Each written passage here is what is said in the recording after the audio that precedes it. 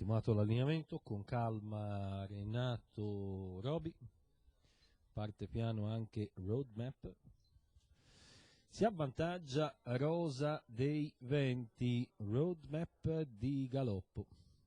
Rosa dei Venti scavalca Renoir du Lac, all'esterno Rias dei Greppi, 200 iniziali coperti in 15 frazioni, prima curva Rosa, Rias all'esterno, in corda Renoir, poi al largo Red Arrow Font, ancora Rinaldo MP.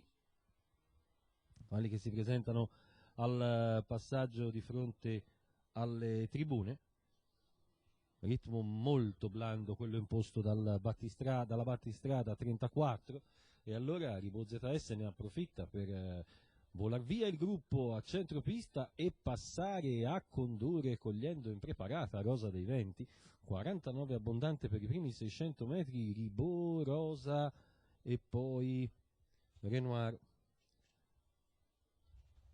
Il completamento di metà gara in 1,5 scarso, Ribot al comando, Rosa di rincalzo, poi Renoir, Rias dei Greppi all'esterno, la terza per Red Arrow Font, poi Rinaldo MP in quarta posizione alla corda.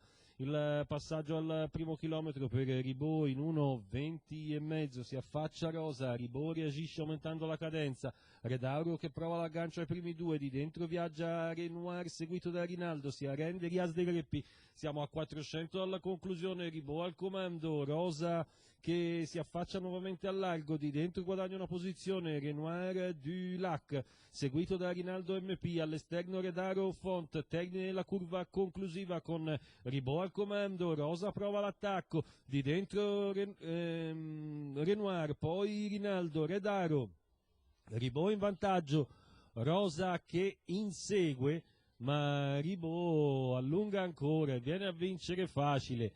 Netto Ribot ZS per il secondo, Renoir su Rosa dei Venti. Da come ha vinto Ribot, viene da pensare che in qualsiasi maniera fosse andata sarebbe stato lui primo sul palo, anche se avesse dovuto girare di fuori la Rosa dei Venti, perché ha vinto in una dimensione veramente tutta sua. Ribot ZS, Giuseppe Lombardo, Gennaro Casillo, i colori del signor Simone Bellesi. Il tempo al chilometro dovrebbe essere intorno all'1,19 e la quota al totalizzatore è di 3,53.